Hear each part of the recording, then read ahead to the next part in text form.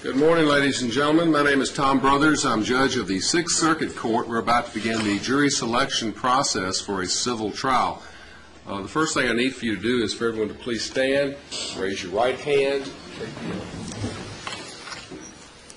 Do you solemnly swear or affirm that you will true answers make to the questions asked of you as prospective jurors? So help you God. Please sit, please. We're going to call up 6 of you from the rear who will have a seat up here. Those of you who are not called up at first, you do not need to respond to any questions. You do need to listen to them, though, because you may very well be called up later on in these proceedings. Xavier Kidd.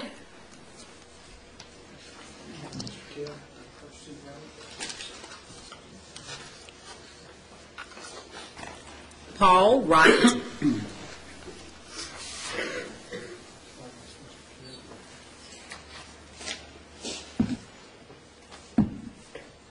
Jeffrey Cordum.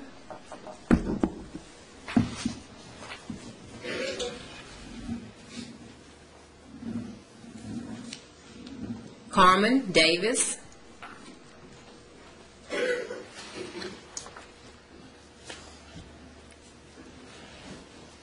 Sharon Standifer.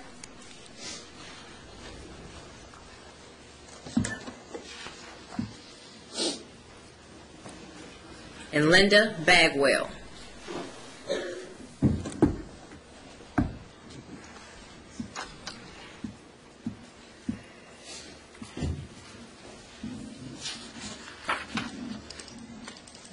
Good morning again. As I said, my name is Tom Brothers. This is the jury selection process for a civil trial. In a civil lawsuit, it is your job as jurors to decide what the facts are, and then to apply the law, which I will give you, to those facts and to return a verdict. The people involved in a lawsuit are referred to as parties, if plaintiffs and defendants. In this case, we have one plaintiff and 2 defendants. The plaintiff is suing the defendants and is requesting that the court require the defendants to pay money damages for injuries that the plaintiff claims were caused by the fault of the defendants. Now, the defendants have admitted liability or responsibility, but they do contest what amount, if any, of damages the plaintiff is entitled to recover. So you're going to be called on to decide what, if any, damages the plaintiff is entitled to recover. In this case, the plaintiff is Mr. Ted Crawford, represented by his attorney, Mr. Mark Freeman. Would the 2 of you please stand? Many of you know Mr. Crawford or Mr. Freeman. If so, please raise your hand. Thank you. Be seated, please. The defendants in this case are Mr. James G. Mitchell and Kelsey W. Mitchell, represented by their attorney, Mr. Brent Gilmore. Would the 3 of you please stand?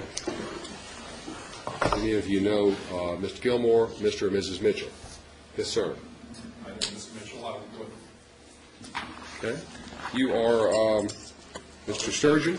Correct. Okay. And again, how do you know Mr. Mitchell? I work with him. Okay. You're working with him currently? Yes. Okay. Do you all see each other on a daily basis? Pretty much, yes, sir. Okay. Probably best let you sit on another jury. I'll let you step down into Sturgeon. Thank you, sir, very much. You may be seated. Anyone else know either the Mitchells or Mr. Gilmore? Okay. Be seated. One of these 6 up. Carmen Davis.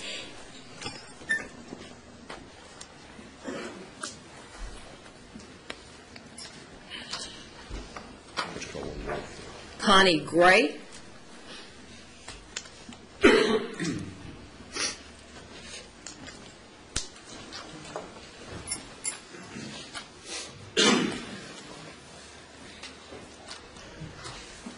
Gray, did you know anyone at this point? Okay. By the way, I will apologize to you all now for my voice and the hacking and coughing and sneezing that I'll probably be going through. I'm trying to get rid of whatever it is that's been affecting most of Middle Tennessee for the last few weeks. This case arises from an automobile collision. You will hear some more about the facts of the case when we proceed further. In a few minutes, the lawyers and I are going to ask you some questions. Now, some of these questions are going to be personal, but no one is trying to embarrass you or pry into your private life for no particular reason. You see, as jurors, you must be open-minded. and as free as humanly possible from any preconceived ideas that you may have about the facts or the law. You are going to be asked questions to find out if you know anyone involved in the case, if you've heard anything about it, or whether you've had any experience in your life that could possibly affect your decision in this case. If you need to respond to any of the questions that are asked by the court or the lawyers, please respond by raising your hand. This doesn't work very good. Hold your hand up real high for us so we can see you. I realize that you all are nervous and shy, and it's just human nature not to want to talk in front of a bunch of strangers. I have detected under these circumstances that frequently jurors will fold their arms, lean back in their chair, and nod along vaguely, hoping they're going to be overlooked. I want to ask you folks not to do that. You see, ladies and gentlemen, you have now become the most important people in the world to both sides of this lawsuit. And this is the only opportunity that these lawyers will have to conduct a conversation with you in an attempt to try to get to know you. So please respond to any question that requires a response honestly, candidly, and completely. There's no such thing as a wrong answer during the jury selection process. You are asked these questions to determine whether there's anything at all that might possibly affect your decision in this case other than the facts and the law. You know, we're all influenced by many different things, including people we have encountered in the past or events of our lives, and these will frequently create a preconception in our minds that affects the way we judge situations or people.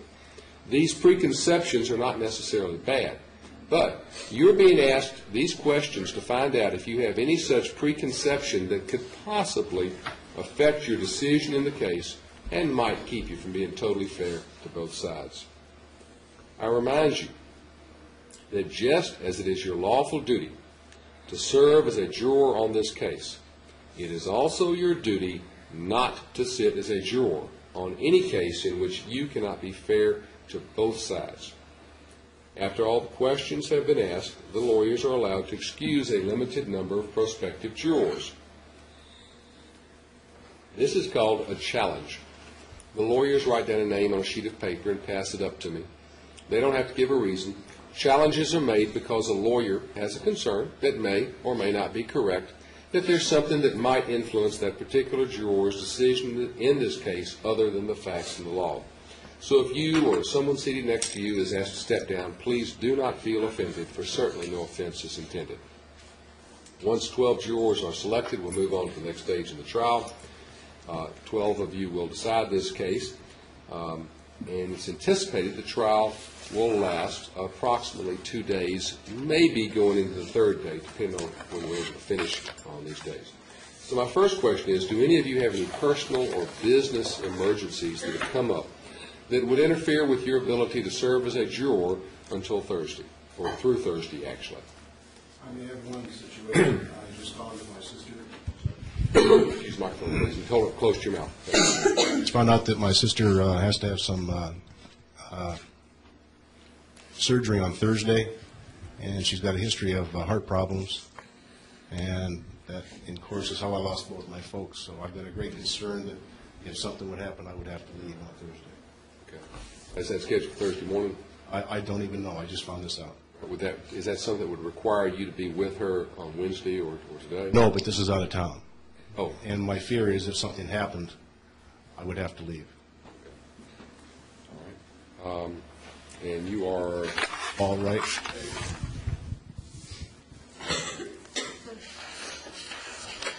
Mr. Wright, I'm going to excuse you because just hopefully you're not called away, everything goes fine, but to give you that option, okay? You just have to sit back in the back of it.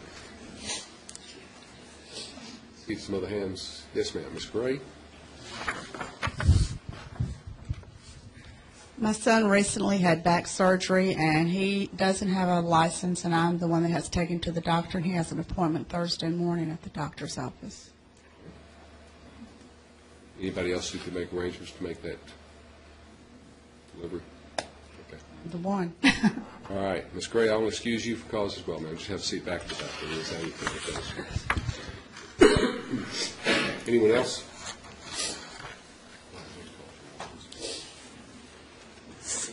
Terry Gower. and Virginia Ferguson.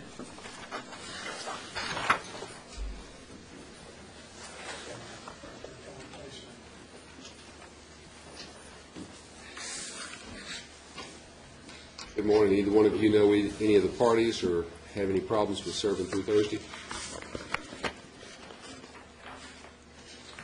Now, I would like for each of you to please introduce yourself to us. In order, I need you to stand, tell us your name, tell us where you work, tell us a little bit about what you do. If you're retired, tell us what business you're retired from.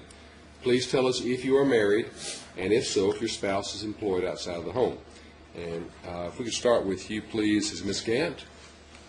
Also, before you get started, you all notice there's no stenographer in here. This is an audio-video courtroom. These cameras and microphones pick up everything that's taking place here. But I need your assistance. You all need to keep your voices up, particularly on that back row. So please pretend that you're speaking to somebody over against the far wall when you're talking to us so we can hear you. Those of you in the front row here, we have a microphone. If you please wait until you receive the microphone before responding to any questions, and hold the microphone very close to your mouth. You don't have to shout into it, but hold the microphone close to your mouth. Ms. Gant?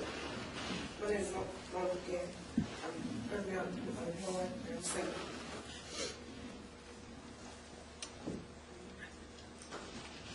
Got to speak up a little bit more at the end. What? My name is Mona Gant. I'm presently unemployed. Okay. Single. And single. Have a seat then. Thank you, ma'am. Yes, ma'am. My name is Carmen Davis. I'm the assistant director at a Small Wonders Child Care Center.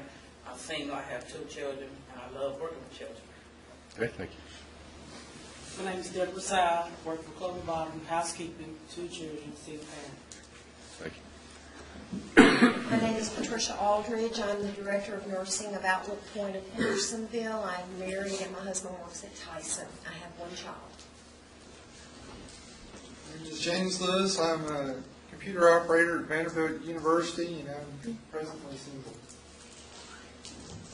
I'm Martha Grace. I'm a teacher at Harvard Hall, and I'm engaged, and my fiance is a computer programmer. Thank you. My name's Kirk Gibbons. I'm single. Work for National Fire Department. I'm a firefighter for almost 8 years now. My name is Cheryl Palmer, and I work for David Randolph Smith and Associates for 10 years, and I am divorced with 2 adult children. My name is Jane Fry, and I work with Hospitality Control Solutions. I'm a manager, and I'm single. My name is Karen Dewey. I work for Tennessee Oncology. I'm a transcription coordinator, and I'm single. My name is Carmen Lisette Tant. I'm an employment attorney at Dollar General, and my husband works at TDOT. Carrie Sund. I work at Cracker Barrel in the retail section, and I'm a single mom of 2.